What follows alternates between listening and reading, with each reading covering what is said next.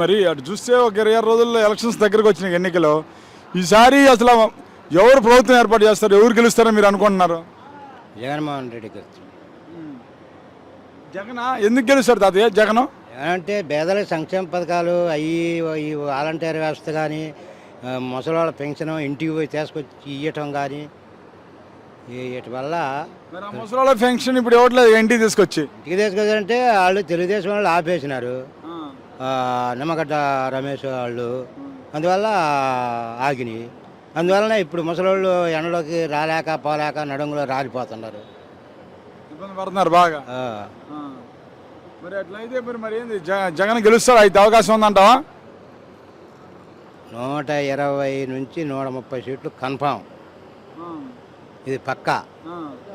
తగ్గటం అయితే తగ్గవు, ఇది వాస్తవం. నువ్వు ఇప్పుడు 120-130 సీట్లు పక్కా కన్ఫామ్ అన్నావు, మరి జగన్ ఒక్కరే చూసి అన్ని పార్టీలు కలిసి వస్తున్నాయి. ఏ 6 పార్టీలు కలిసి వచ్చినా ఇబ్బంది ఏం లేదు. ఎందుకు లేదంటావు?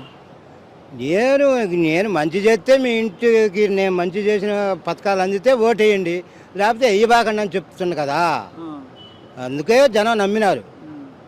జగన్ అసలు గెలవనినో రానినో తొక్కేస్తాను పాతాళంగా అన్న పవన్ కళ్యాణ్. పవన్ కళ్యాణ్ గారి మాటలకి ఏమండి, సినిమా హీరోలా జుట్టు వేసుకోవటం అట్టేసుకోవటం ఇవన్నీ ప్రజలు నమ్మలా. పిఠాపురంలోనే గెలుతుడో గెలవలేదో తెలియదు. పిఠాపురంలో 1,00,000 ఓట్లలో గెలుస్తాను అన్నాడు కదా. చెప్పుకుంటారు, చెప్పుకుంటే ఆడ ఓట్లు వేసేవాళ్ళు కావాలి కదా.